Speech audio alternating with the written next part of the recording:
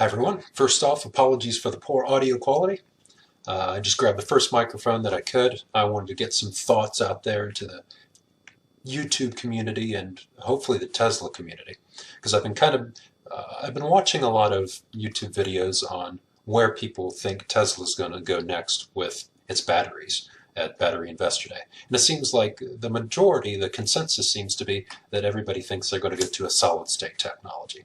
And I don't think that's the case, and I'm going to lay out why I think that is. So I think first we need to take a step back and look at how Tesla's developed their technology in the past.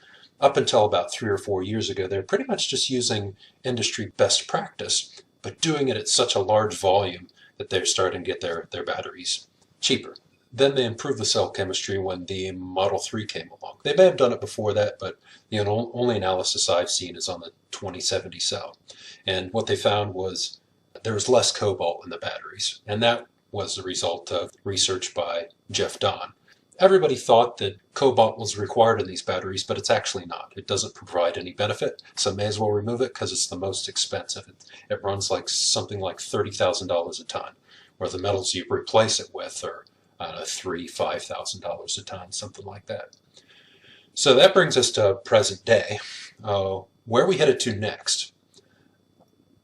You would have seen on Electric or Teslarati, a lot of these other sites mentioned that Tesla has a new patent for electrolytes. Now that lines up with not only research that Jeff Dahn has done, but also Shirley Meng, that the reason why batteries degrade is because there's unwanted reactions happening with the electrolyte solution.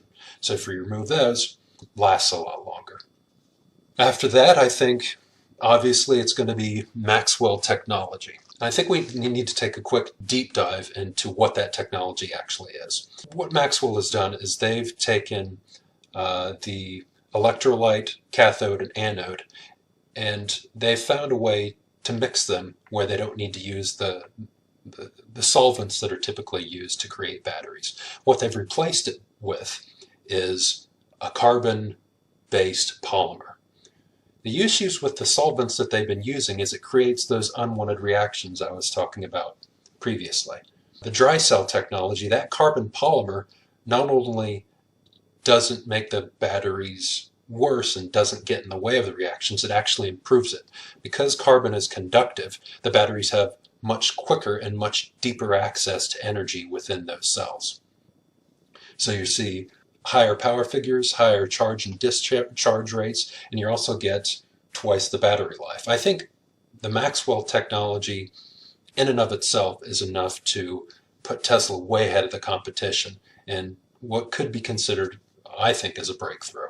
It's important to note that dry cell technology is actually compatible with a range of different chemistries, so it has a broad application and it allows them to use any different type of chemistry out there. So they could do the Maxwell dry cell technology, and then after that they could make improvements to the electrolyte, the electrode, and the anode. It seems like they've already have the electrode sorted, or not the electrode sorted, but the electrolyte sorted, but there's also some other electrolytes that Shirley Meng has been playing with. One of the limiting factors in batteries currently is you can only charge them up to about 4.2 volts before they start to degrade. She's found an electrolyte that allows the voltage to go to about 4.85 volts, which that's massive. That's another 20% improvement.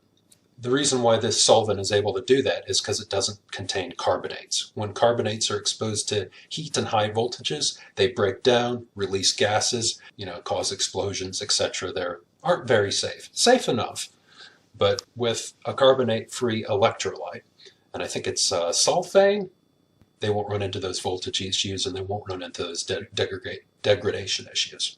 Now what Shirley Meng has also been doing is she's been combining that electrolyte with a cathode that can put out a bit more oomph, a little bit more voltage and energy. There was no reason to have a higher output, high voltage cathode in the past because the electrolyte couldn't handle it anyways. And I think that brings us up to the 30 or 40% performance improvement that Elon was talking about in 2018 at the annual meeting. He said the next 2 to 3 years he'd like to see a 30 to 40% improvement in specific energy. That's kilowatt hours a kg. And I think it was 2025 or 5 years from now, he was hoping to see a pure lithium anode, which that would bring a doubling in battery capacity or specific energy.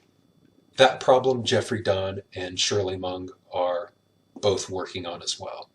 What Shirley Meng has found is that with a pure lithium anode, there's little fragments of lithium that break off, and that degrades the battery. And the way that she's found that that can probably be improved is with a better electrolyte. Jeffrey Dunn actually tested that theory, and with new electrolytes, he got much better performance out of a pure lithium anode. But it doesn't sound like it's quite there yet. It seems like it needs to bake a little bit longer. There needs to be more research on it. But I think that's the direction they're headed. Now, how are they going to start implementing this in their vehicles? I think the first thing that they're going to do is they're going to start putting this in the Roadster and the Semi and any other vehicle that has the plaid powertrain. So they have a nice fat margin to play with as they develop the technology. And then after they get that refined, then mass production. They roll it out, and then they start putting it in all their other vehicles.